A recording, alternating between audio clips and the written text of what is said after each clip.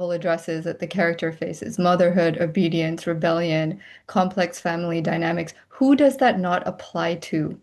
Yeah. And yet we consider talking about it taboo. This fight between tradition and autonomy, how many of those traditions are you making an intentional choice? And how many of them are by default being put on you? I think things like that usually just stem from insecurity, fear, because if you were happy with your choices, whatever they were, then you are willing to accept other people's choices. And we don't say the person on the outside, even if they know what's happening to us, is probably thinking, well, if you don't feel it enough to say something, it's Yeah. fine. You can cerebrally, intellectually want or not want something. And Mm. then, if circumstances put you in that situation, what you feel and what you do, it's okay for that to be completely different from what you started and said you were going to want or feel or not feel.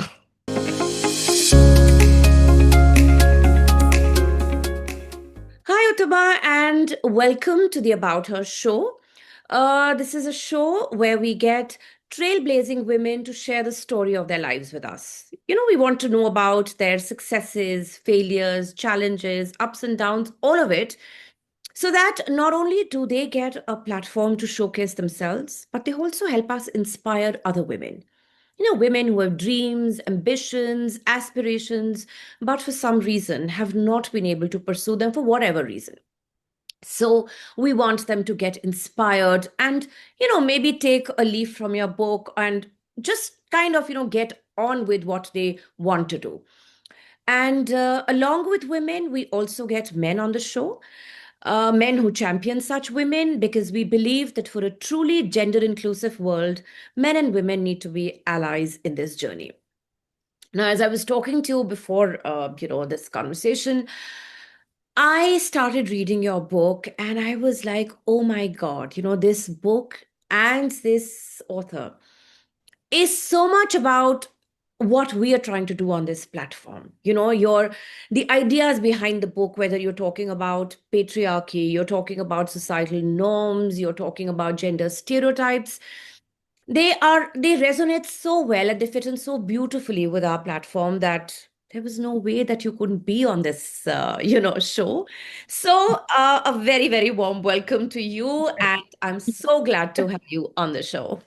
Oh, thank you so much. What a lovely introduction. I'm my pleasure to be here and I'm excited to chat with you about all the things. Yes, so am I, so am I. So then let's get started without further ado.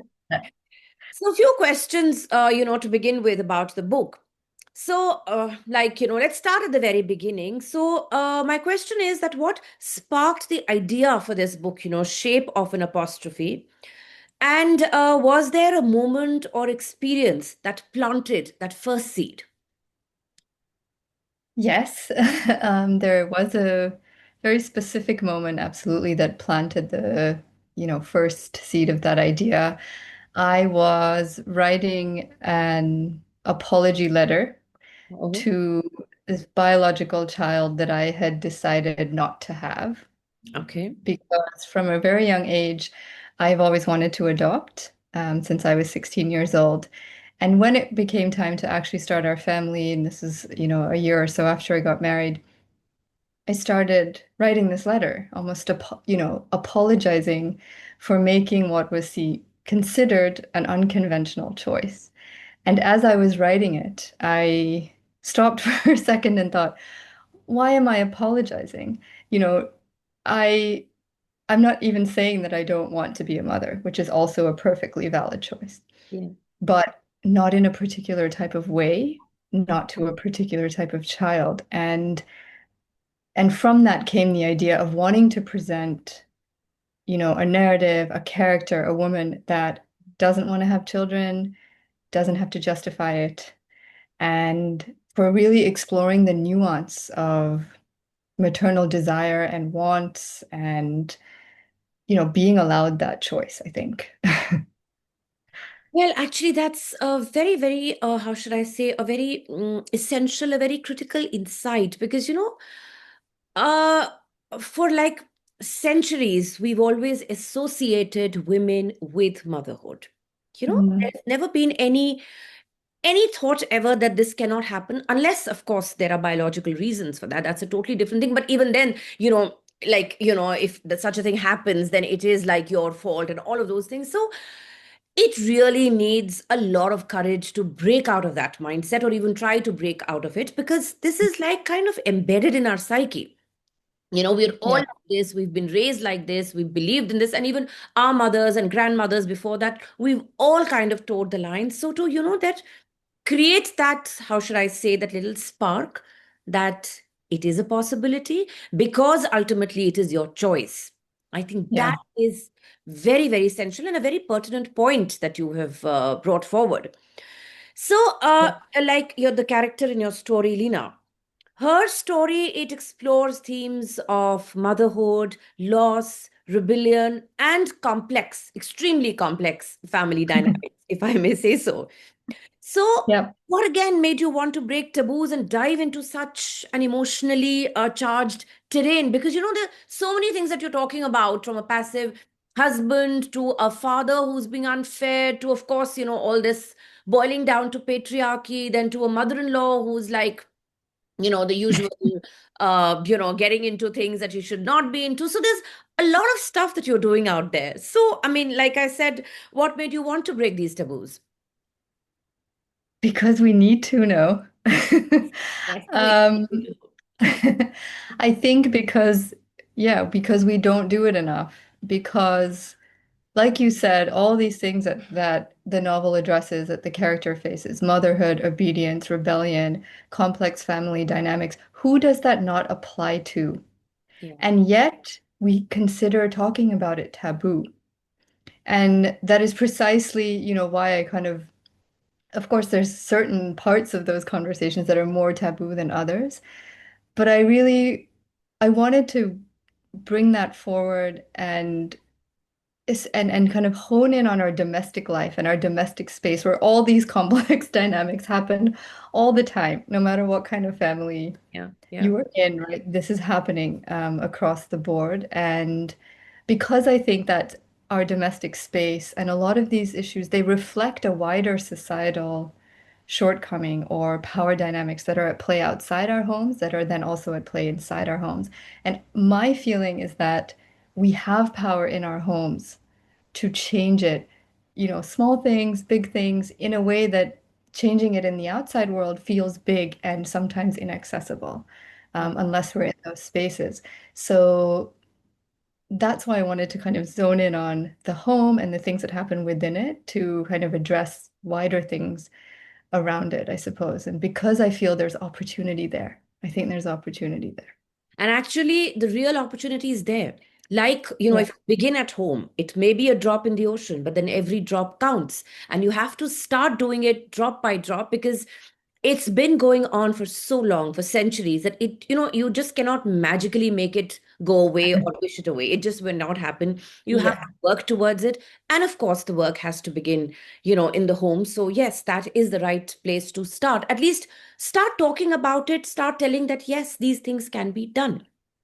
Right. Yeah, absolutely. Of Absolutely. course, when you start reading the novel, you realize that the book is, it is set against the backdrop of an opulent Dubai villa.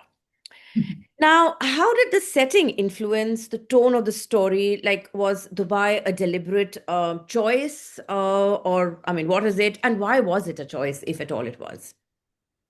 Yeah, absolutely a deliberate choice. So I spent my childhood in Abu Dhabi, and Abu Dhabi is often considered the sort of calmer, quieter cultural sibling to Mm. Dubai. So for most of my life, Dubai has always been this flashy lights, big city, and I think even though the city has evolved over the years, people still perceive it in that way. Right. So it was a deliberate choice to use Dubai as a contrast to the characters that are living within it. And what I wanted to show was, luxury and, wealth and this seemingly kind of way of living where you could do anything, be anything, and yet you've got characters living in poverty of choice. They are so imprisoned in the expectations of them whether it's by the society or their family. And so it was really this contrast that I was trying to get across by using Dubai as the setting. And it was fun. But I love what you just said, poverty by choice, the poverty of choice. Poverty of choice. Yeah. I mean, yes, it is so true. You could be having all the material wealth of this world, which, so many others, millions are aspiring to, get even maybe a drop Yeah. of. And you're still living in poverty because you Yeah. cannot get to make the choices that you want to make. You cannot live the kind of life that you want to. So obviously, Yeah. there is Yeah. poverty out there. So, okay, so that was so you wanted to show the contrast. Yes. Now, the first question which occurred to me when I got the book is, as you probably guessed, the title of it. Yes. The Shape of an Apostrophe. Very interesting. And it is a very, very unique title. So tell me, Uttama, what does this title symbolize for you in the context of Leena's journey? So there's a little bit I can say without giving spoilers. So I Okay. won't I Yeah, yeah. won't elaborate on the point. Mm, But really in the context of the novel and Lena's journey, the apostrophe as a symbol, it kind of stands in the place of letters that have disappeared. It stands in the place of something that isn't there. okay. And so for Lena's journey, it was, it represents what she has yet to discover, what is unsaid, untold, not yet uncovered. Um, Wow. I'll leave it at that. But very, very, how should I say, poignant and not, of course, there is no spoiler here, but it definitely is indicative of that. Please pick up the book and read if you want to know more. Yes, please do. Yes, which is how it should be. All right. So now I just want to know a little bit about your journey as a writer. Now, as I understand, you describe yourself as someone who crafts sentences in the shower. And then you have worn many professional hats from journalism to marketing. Now, my question is that how did you finally give yourself permission to call writing the home? Oh, it's always been my home. Oh. I love this question. I love this question. Internally, it has always been my home. Hmm. Externally, the answer to that question, I wish it was more romantic, but Mhm. the answer to that question is a matter of logistics and Okay. financial security. Yeah, yeah, yeah. Because most of the jobs that I did were in order to secure an income that would support a life. Yeah. And writing was always on the side. And I think it took many years of, financial savings, stability, willingness to take some risk in order to finally say, okay, I'm going to write full time and I'm going to do this thing and call myself a writer. So, and we don't often talk about this element of it, Yeah. but I think it's quite important because if when I was younger, that narrative around me had been that, okay, you want to be a writer, you figure out how to make some money from it and do what you need to do. But it was always, okay, so what job are you going to do? Because this isn't going to bring you any money, So that relationship between creativity and commercial success has always been kind of fraught for me. And I was finally able to make it, the main thing that I do, even though it's always been the main thing that I am Mhm. after having achieved that. And of course, I don't operate in isolation. I have a husband, I have a 3-year-old daughter. So the logistics of who is doing what when Yeah, yeah, yeah. um, plays many factor, plays a factor in this. So There is a practical element to life. I mean, and I think anyone who's in the creative space will totally understand this because, of course, writing, you need money for that. I mean, I am a writer and I understand that, you need, I mean, if you want to write, that you need money for that. And money doesn't grow on trees. I mean, I wish it did, but it doesn't. So you've got to work. And I think by the time kind of you figure that part out, yes, you've been on the planet for a while, and only then can you start doing it. So yeah, completely it makes sense. Okay. yeah. So tell me, of course, writing is one part, but then there is this founding of the South Asian Parent, a platform for people who keep versions of themselves in the dark. I mean, I'm quoting this. So this feels like such a powerful act. So my question is, what inspired it? And what kinds of stories have stayed with you? Oh, lots of stories. What inspired it? It was inspired by coming across something that I had never experienced before. Mhm. So, as I said, I spent my childhood in Abu Dhabi. I went to university in the US at first, and I that was the first time I came across families where, not the first time, but it was, the main kind of view around me was of lots of children being raised by parents who were born in a different place. Right, So this clash between culture and identity, whether they're American, whether they're Indian.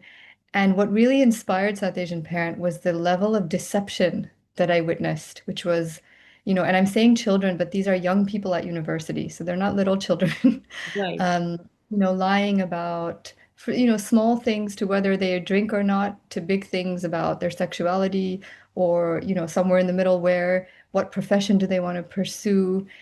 And that's when I realized that my upbringing and my family were an exception with the level of honesty that existed there.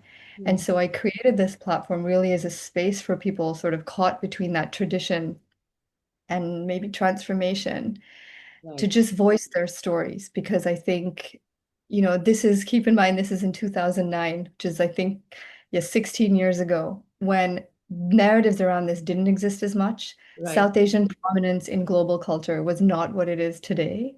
right. And so there was a lot more of, people trying to fit in and be more American or not Indian enough, or Yeah, and that's just one example. There were many cultures within that. But and the stories that really stayed with me were, I can think of two, kind of thematically. One were stories around body image and women, but also men. Just, I'm too dark, I'm too fat, I'm not tall enough, and to the extremes, which were eating disorders and just the way that was perceived and understood or not understood within families. Um, and it's something that's really stayed with me because our physical features, for the most part, are things we can't change. right. And yet there's so much value attached to it. Oh, I yeah. think, you know, um, and it really can devastate lives. Absolutely. And we are so casual when we talk about it. We comment on people's appearances so easily. Yeah. And kind of hearing stories where that really impacted a person so deeply for so long, that's really stayed with me. Mm, Um, the other stories I would say were around sexuality, homosexuality, and not just in, you know, people who were coming out to their families, but the people receiving that information. So whether they were parents, of a different generation, more often than not, it was not a lack of love, but it was a lack of language. Not having those words in the language that they were most comfortable with, and something lost in translation between these two languages, two ways of upbringing. And so I always try to think about that when I see conflicts and challenges now, like, are the words inhibiting us from saying the thing we want to say and understanding it in each other? mm. Um, and particularly around sexuality, I think that Yeah. was one that really stayed with me. Yeah. So yes, I mean, there's a whole lot of stuff that you've covered, out there because Yeah. these, dichotomy between. So I can understand, when parents go and make other countries their homes, the children are in that, caught in between because the parents are also trying to hold on to the country which they've left, and they're trying to adapt to the new country, and then they're trying to make their children do that, and considering that the children probably have never been to the home country, it's very, very challenging for them. And most of the Yeah. times I think they don't understand what is it that the parents want out of them. So for them it's very, very difficult because you also have to fit in to the world in of which you are a part. And then, of course, all these things that you've spoken about, whether it is sexuality, whether it is drinking, I mean, these things exist. And and I think as parents, sometimes we just looking at children, through the lens of the times when we were growing up. We Mm. forget that the children are being raised in a different world, in different times. Things are completely different, and you cannot apply the same lens or the same standard anymore. But I guess it's a struggle for everyone. Okay. Yeah. So, as I understand, Uttama, you've lived in 12 cities across three continents. So, how Yeah. have geography and displacement shaped your creative voice and your understanding of identity? I hope it's freed it. I particularly my identity, I think growing up in Abu Dhabi, where you could never become an Emirati citizen, it was never an option. It Hmm. was never in my mind even that I wanted to be Emirati. It was just not an option. Hmm. So in the absence of aspiring to become something, you just are how you are. Yeah, yeah, Um, and I think then with all the movement to lots of places, I think when you don't really belong anywhere, then you belong everywhere. So it's made me adaptable. I think it's made me and probably my creative voice just more open. yeah. I listen, I pay attention without trying to slot somebody into a category of where they are from, the way that they speak, what is their accent, all these things that other people have used to try to put me somewhere. Right, And then it hasn't worked. So I think because my identity is not very neatly defined, by nationality or ethnicity or whatever it is, I've understood that who I am is not defined by those things. And so, and I think it's probably true of most people, but the easier thing to say is like, yeah, but in my city it's like this, and in my family it's like that, and in my, um, but what if that didn't exist? right. What choices would you make, Hmm. in the absence of those things? And that's the part about identity that I'm interested in. Beautiful, actually. I think all this movement and living in different parts of the world has made you more open, more accepting, more flexible. And in today's day and age, in the times in which we're living, we all need this. Yeah, we really do.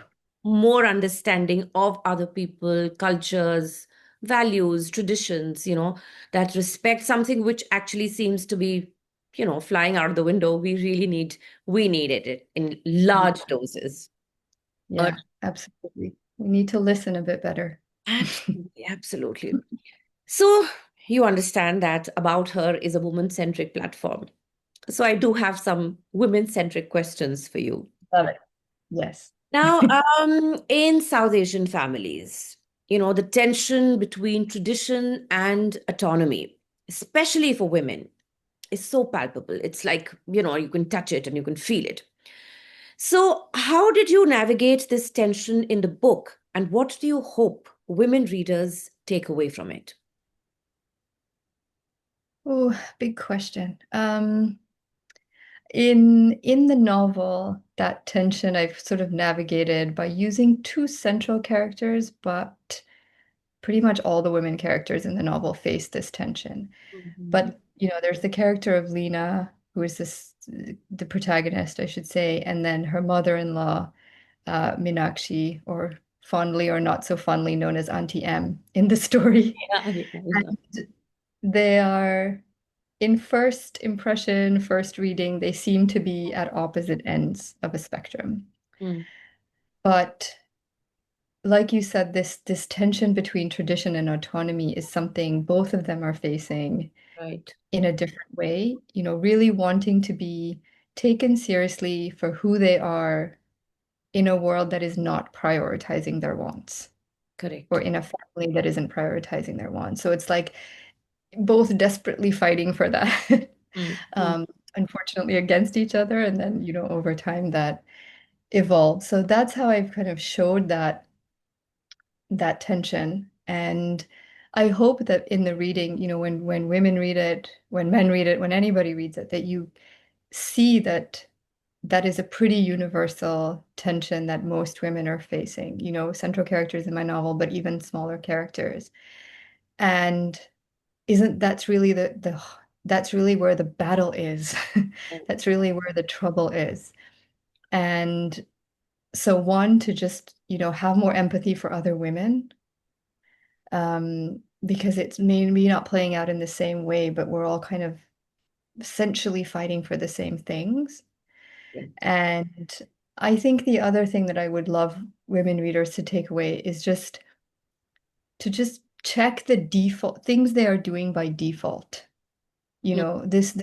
This fight between tradition and autonomy, how many of those traditions are you making an intentional choice? And how many of them are by default being put on you?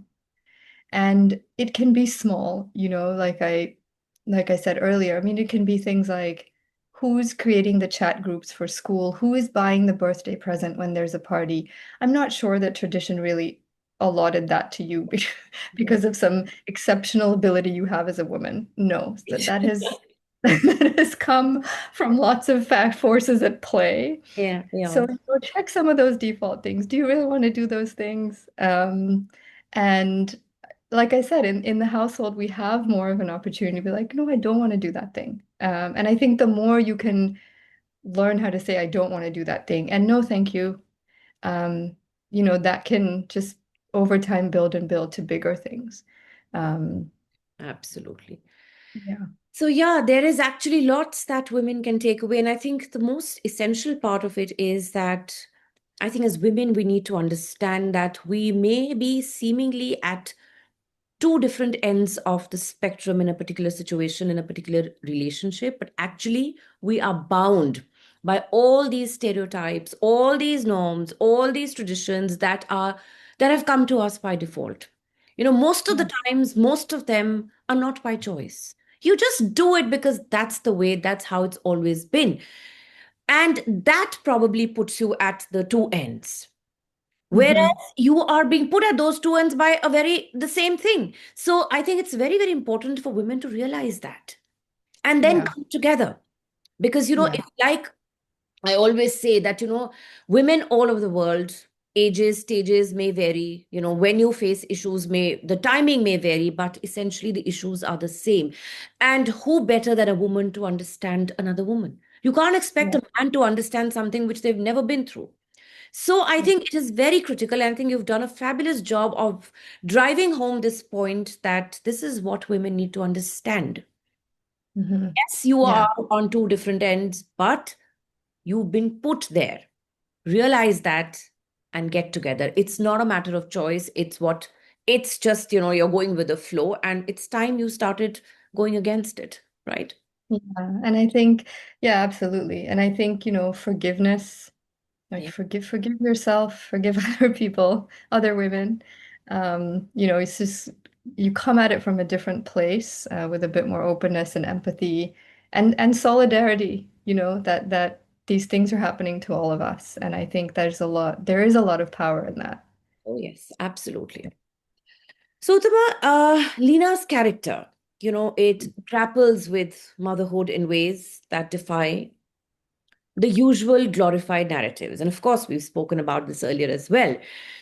So, my question is that why do you think we still find it difficult to talk about women who don't want children or don't feel maternal in the expected way? That is a complex question. Um, I think, and these are my views. It's probably different for men and women. Mhm. Why we don't feel, why it's still difficult to talk about it, accept it. Um, I think on a broader sense, it threatens the patriarchy Yeah, and resigning women to the domestic space. So that's just a broader thing, right? And because no matter what progress has been made in the outside world, and in fact, in many industries, there's, you know, successful women at the top everywhere.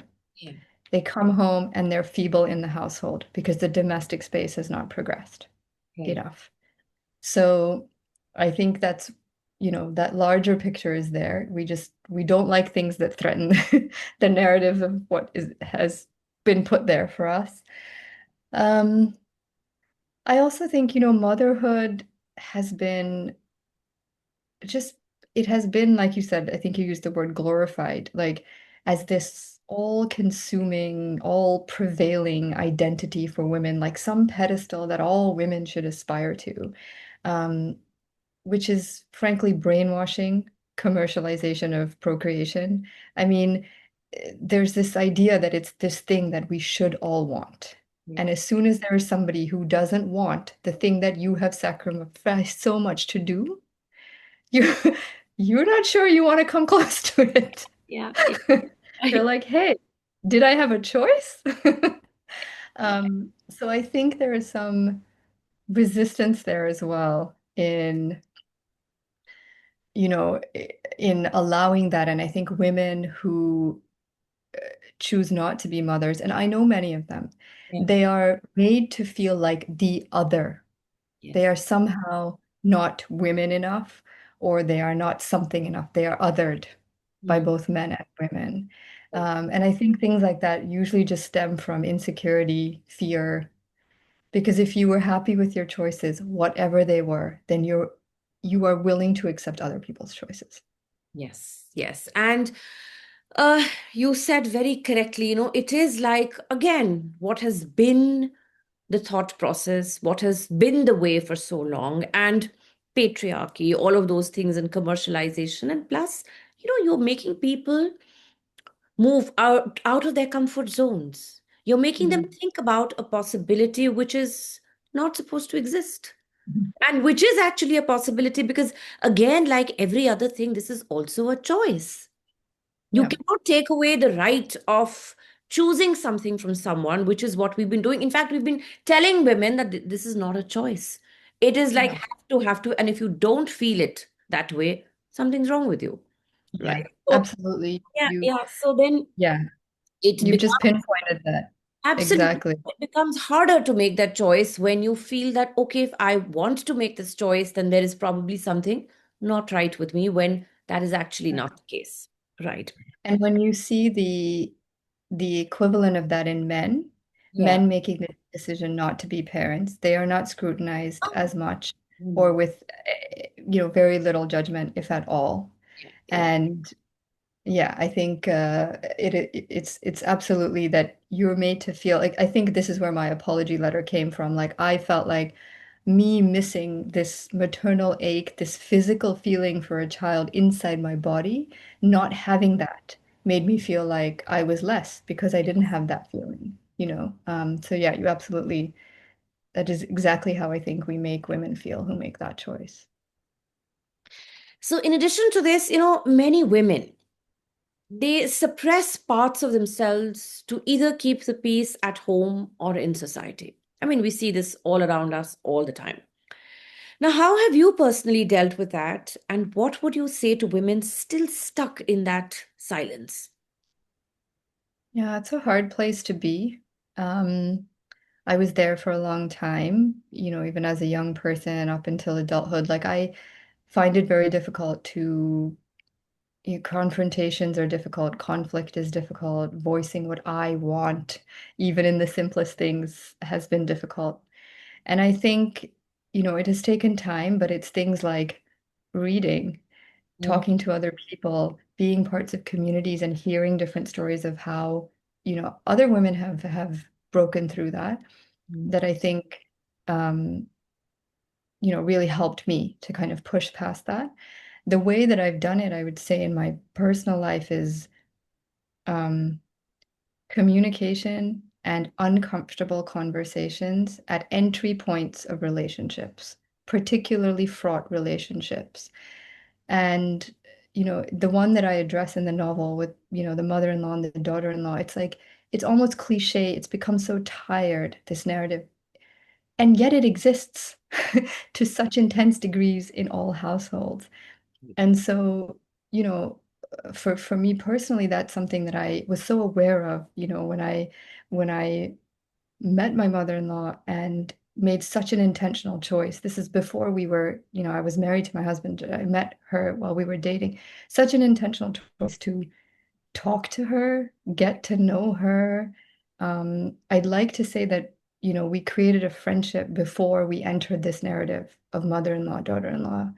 And just, it's not always easy. It's not always comfortable, but there is some discomfort. But I think when you start relationships like that, it is so much easier. When things are difficult, you already have some kind of foundation there that Mhm. is better than just being chucked into this scenario. And I think there's this idea, so many times it's like, oh, now your in-laws are your parents. They're not your parents. Sorry to say. Yeah, You that's know, it. they may, yeah, they may grow into that role. They may have, but we almost set it up for failure. So I think it's important how things start. So I've always kind of held on to that for me personally. I think for people, what would I say to people who are in that silence? I would say that what you anticipate in your mind will happen when you say something is always worse than what actually happens. And I'm not saying that what happens is easy. Okay, you put something out there and yeah, it may be difficult and challenging and not everyone receives information in a good way, but it is always far better than suppressing it for the rest of your life. And so over time, because you have had that liberation and you have put something out there, it will, you will find the strength to kind of take the next steps that you need to take. Also, communication, for me, like I used to write letters to my parents when I was young. I have written emails to my husband. Like when I can't voice it in voice, then I've tried other modes of communication to put myself forward. So I think but that part is important. Without you saying, I think two things happen. When we don't say something, then we absolutely will not let it be fixed because it isn't even out there. Absolutely. But the other thing is when we don't say, the person on the outside, even if they know what's happening to us, is probably thinking, well, if you don't feel it enough to say something, it's Yeah, fine. yeah, very, very important. Because see, nobody's a mind reader. Nobody knows if the situation is not to your liking or you're not liking it. You have to voice it. So, whatever ways you can figure out to communicate, whether it is verbal or it is written, whatever it is, I think you need to communicate. I mean, that I firmly believe that if you don't communicate, don't expect anything to change because you haven't said. Like they say now that even if a child doesn't cry, the mother will not offer milk because she doesn't know. So you have to Yeah. say, I mean, that's something so basic. Yeah. We learn, Yeah. it's such a young, age from such a young, being that how do we not then think that we need to do the same in every other aspect of our life? You've got to verbalize it. You've got to talk about it and then see, whatever challenges you may face, that's a different story. But if you don't communicate, don't expect anything to happen, right? Yeah, I mean, yeah, exactly. I think there's some quote about that, but I don't know. I can't remember it now. But something like, you know, you will miss like 100% of the shots you don't take. You know, something to that extent. So you've got to put it out there. So, Uttama, I read that you say that I borrow the essence of things to find a new way of thinking. Very interesting. And, it, how should I say, it made me also, reflect and ponder about how you can use things, incidents, conversations, interactions to change your way of thinking. Find another way of doing something, another way of thinking about something. So, very, very interesting. Now, my question is, what are some truths or insights that writing this book helped you uncover about yourself? There, there are probably many, but I can think of, two. One is before I started writing the novel, a few years before that, I lost my father. And I think in the writing of other people's grief, my Mhm, character's grief, um, in various forms, I, discovered the parts of themselves and in turn me, mhm, myself, that wouldn't have existed were it not for for that loss. And I think it made me think that there is power in grief. It is most often the worst feeling, but there's power in it. And what it really made me accept is that you can recognize that and see that for what it is and still never choose it, right? You, I can see what has happened in my life or to me because of the loss of my father and that grief. And, you know, if you told me today you wouldn't have any of this if you hadn't lost him, I would say, I don't care. I just want him back. Yeah, yeah, yeah, yeah. So those those dualities can exist and they are okay. I think Right, right. that is something that I uncovered through the writing of the novel. Um, in the same way, the other kind of duality that I really thought about as I was writing was you can cerebrally, intellectually want or not want something. And Mm. then if circumstances put you in that situation, what you feel and what you do, it's okay for that to be completely different from what you started and said you were going to want or not want or feel or not feel. Right, right, So in Leena's case, she has never wanted to have children. She doesn't have this maternal feeling. And she's pregnant. And then through her pregnancy and through what transpires in this story, it's as if another dimension of her has surfaced. right. And rather than trying to always fight it to be like, this is how I am, and so I'm going to resist this thing that I thought with my brain I would never be.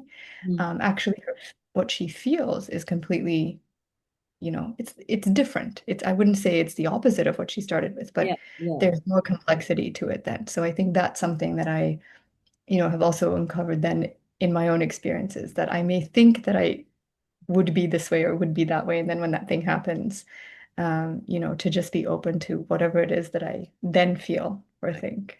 Yeah, I Because, suppose just, I think there's a difference between what you expect a situation to be or turn out to be and what it actually is. Because when you actually start living that situation, living that experience, it could be a completely different thing.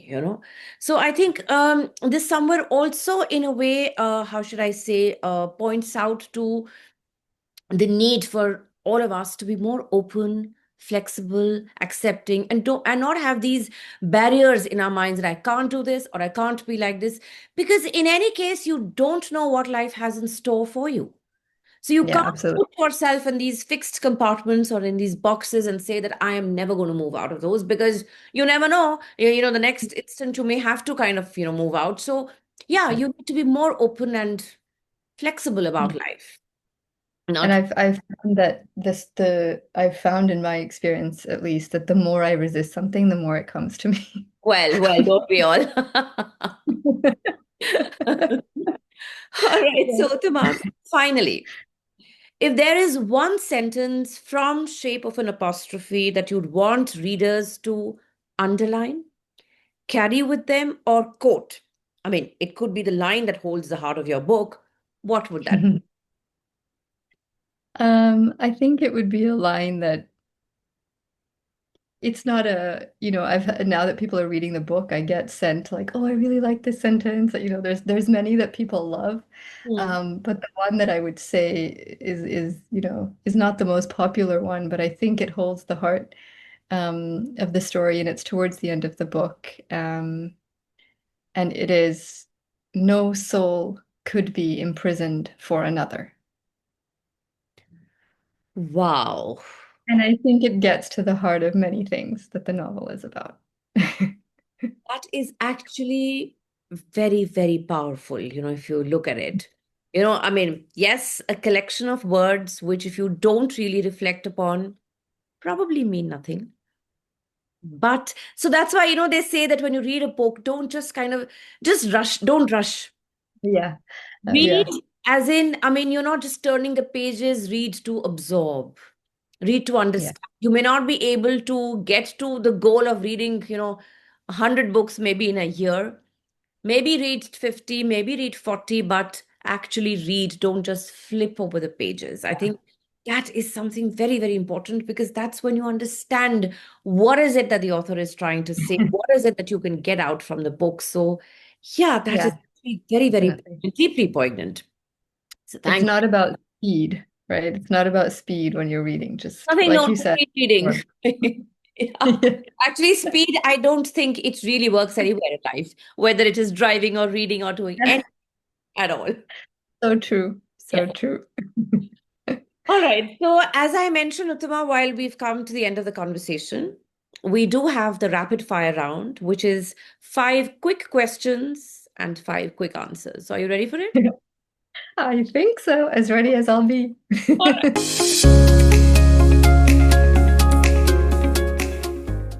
Okay, simple questions, fun questions. All right. So the first one, a book you wish you had written. Ooh, Americana. Ah, okay, okay, all right, okay. The next one, a grammatical error that drives you mad. So many. There are so many. Yeah. But the most common one is Their or There. That Oh, one. yeah, yeah, yeah, yeah. That can actually get to you because if you know the difference and people don't, Yes, yeah, it can get to you. changes the Oh, meaning. yeah. The next one. What's your guilty pleasure after a long day of writing?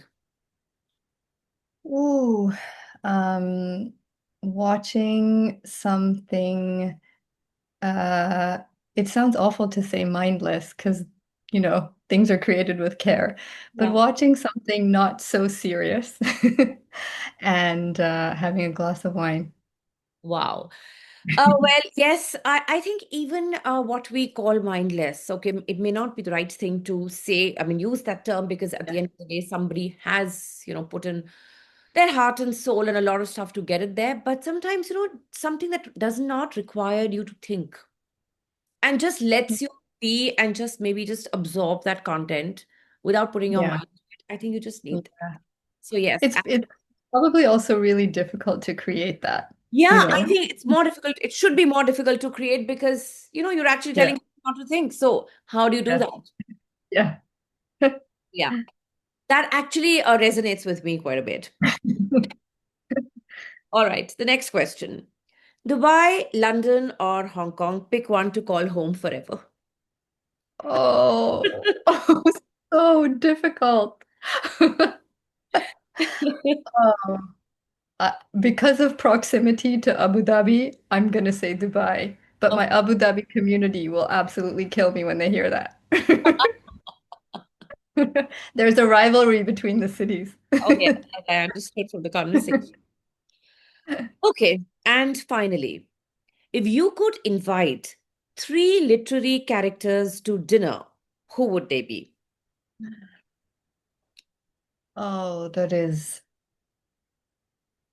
so difficult. Okay, one of them, and I forget his name, but is the protagonist in the novel A Gentleman in Moscow.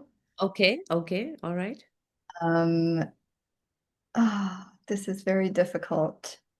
Getting there, I mean, first one was a real good choice. I mean, I would actually want to do the same. Yes. Oh, the other one is Eleanor Oliphant. Okay, all right, okay. Yep. Who would be the third? Oh, oh my goodness. Difficult. I don't know.